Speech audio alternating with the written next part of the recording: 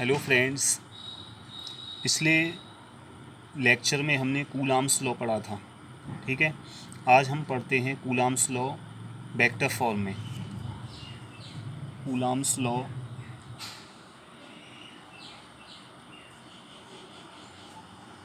इन vector form.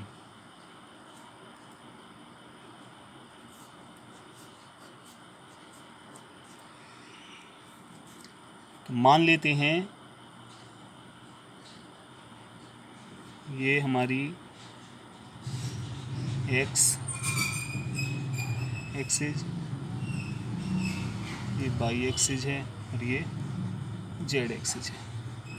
ये origin है। हम यहाँ पर दो चार्ज कंसीडर कर लेते हैं, Q1 एंड Q2, दो पॉइंट चार्जेस, दोनों जो कि रेस्ट में हैं। ठीक है, Q1 Q2 दो चार्ज हैं, पॉइंट चार्जेस। Q1 का जो पोजीशन वेक्टर है,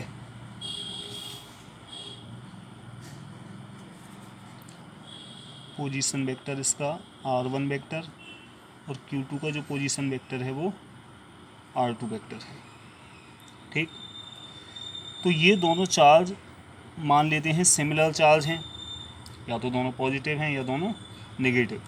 तो ये दोनों चार्ज क्या करेंगे, एक दूसरे पर फोर्स अप्लाई करेंगे। ये चार्ज इस पर रिपेल करेगा। हम जानते हैं सेम चार्ज में क्या होता है, रिपल्सन होता है। तो ये चार्ज इससे रिपेल करेगा, फोर्स होगा इधर, ये होगा F21 force on second due to first, मतलब force on charge Q2 due to Q1, मतलब सेकंड चार्ज पे लगने वाला फोर्स है फर्स्ट चार्ज के कारण। तो इसलिए 2 1 लिखेंगे। 2 का मतलब पहले 2 आ रहा है, इसका मतलब सेकंड पे लगने वाला फर्स्ट के कारण। ऐसे ये वाला जो चार्ज है सेकंड चार्ज, वो इस पर फोर्स लगाएगा, फर्स्ट पर से रिपेल करेगा, तो फोर्स होगा इधर F12। 12 का मतलब हुआ Q1 पे लगने वाला फोर्स Q2 के कारण। ठीक, अब हम यहाँ पे क्या करेंगे, अगर मान लो हम ये डिस्टेंस इधर से इधर मेजर करते हैं, इधर से Q1 से Q2 की ओर, तब तो हम इसे क्या पढ़ेंगे, R12 वेक्टर, इधर से इधर। ये पॉइंट मान लेते हैं, ये A है, ये मान लो B है। तो अगर हम AB वेक्टर लिखेंगे तो होगा R12 वेक्टर। और अगर हम BA वेक्टर लिखेंगे, B से A की ओर, 2 से फर्स्ट की ओर जाएंगे, सेकंड से फर्स्ट की ओर, तो क्या होगा, ये R21 वेक्टर। ठीक है ना। तो ये हमने इसकी फिगर बना ली। अब मान लो इसके कारण अगर हम इस पर फोर्स निकालें, force on charge Q1 due to Q2, इस पे लगने वाला फोर्स इसके कारण, सेकंड के कारण कितना फोर्स लग रहा है, F12 वेक्टर। अब हम चूंकि वेक्टर फॉर्म में लिखना है हमें फोर्स को, तो हम वेक्टर फॉर्म में कैसे लिखेंगे, F12 उसका मैग्नीट्यूड एंड उसकी डायरेक्शन। कोई फोर्स वेक्टर फॉर्म में ऐसे ही तो लिखेंगे, क्योंकि फोर्स क्या है, वेक्टर क्वांटिटी है, और वेक्टर क्वांटिटी है तो उसका मैग्नीट्यूड होगा और डायरेक्शन होगी। तो ये तो हमने मैग्नीट्यूड लिख दिया उसका, और ये क्या लिख दिया हमने, डायरेक्शन लिख दी। ठीक, अब मैग्नीट्यूड क्या होगा इसका, कूलाम्स लॉ से मैग्नीट्यूड क्या होगा, 1/4πε0 Q1 Q2 अपॉन R²। इसके कारण इस पे लगने वाला फोर्स है, तो डिस्टेंस इधर से इधर मेजर करेंगे ये, और ये वाली डिस्टेंस क्या है, R21 वेक्टर है, R21 वेक्टर। तो इसका हम क्या लिखेंगे, मोड, इसका मोड लेंगे। ठीक है, 1/4πε0 Q1 Q2 अपॉन R²। और ये जो F12 है, इसकी डायरेक्शन क्या है, जो R21 की है, F12 की डायरेक्शन इधर है, R21 की इधर है। तो F12 की डायरेक्शन क्या है, जो R21 की डायरेक्शन है, तो R21 कैप, R21 कैप क्या करेगा, हमें डायरेक्शन को शो करेगा, क्योंकि F12 की डायरेक्शन और R21 की डायरेक्शन दोनों सेम है। ऐसे ही F21 की डायरेक्शन और R12 की डायरेक्शन सेम है,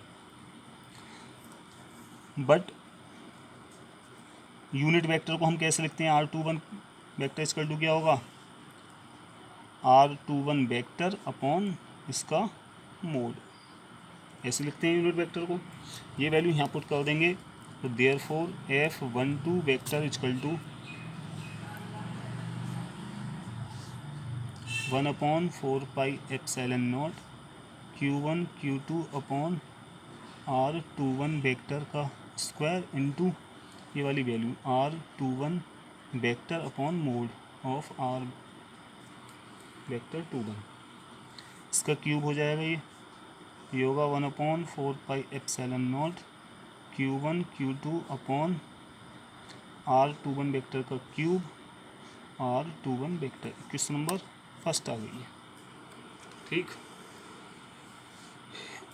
सिमिलरली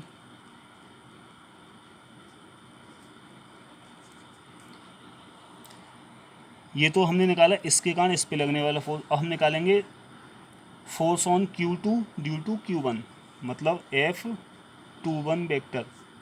तो वो भी क्या होगा इसी की तरह 1/4πε0 Q1 Q2 अपॉन यहाँ R21 के क्या होगा, अब R12 हो जाएगा, R12 और यहाँ पे भी R12 vector. Question number second. ठीक है, अब हम यूज करेंगे, आपने 11th में पढ़ा था triangle law of vector addition. Triangle law of vector addition, using triangle law of vector addition. Triangle law of vector addition क्या है, ये देखिए फिगर।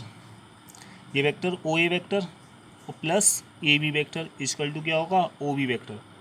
ठीक है ना, दो वेक्टर ये सेम ऑर्डर में और वो इक्वल होगा थर्ड वेक्टर के इक्वल, जो कि अपोजिट ऑर्डर में होगा। O A vector plus A B vector equal to O B vector. अब ओ ए वेक्टर कितना है, R1, ए बी वेक्टर कितना है, R12 और ये है R2, मतलब ये होगा R1 vector plus R12 vector equal to R2 vector, या R12 वेक्टर होगा यहाँ से R2 vector minus R1 vector.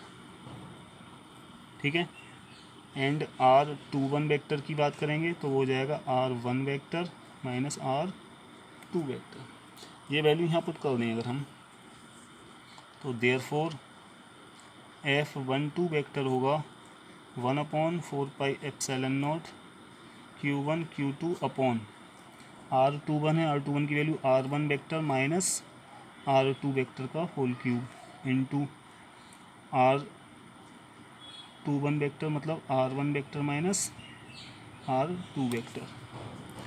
And F21 vector क्या होगा, 1/4πε0 Q1 Q2 अपॉन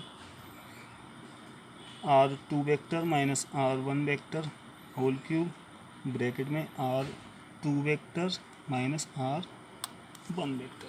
ये वैल्यू यहाँ पुट कर दी, ये आगे दोनों फोर्सेज। तो वेक्टर फॉर्म में कूलम्ब्स लॉ ये होगा। अब अगर हम क्या करें, ये क्वेश्चन नंबर थर्ड, ये क्वेश्चन नंबर फोर्थ। अब अगर हम इन दोनों क्वेश्चन को ऐड कर दें,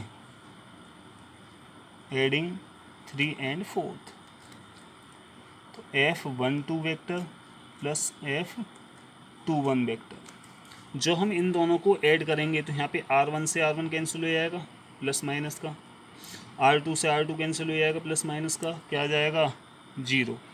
यानी F12 वेक्टर इक्वल टू होगा माइनस का F21 वेक्टर।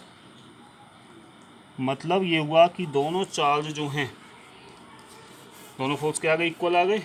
नेगेटिव साइन ये इंडिकेट कर रहा है कि अपोजिट है, मतलब दोनों चार्ज होंगे वो एक दूसरे पर equal and opposite force apply करती हैं। मतलब जो कूलम्ब्स लॉ है वो Newton's third law of motion को क्या करता है, फॉलो करता है।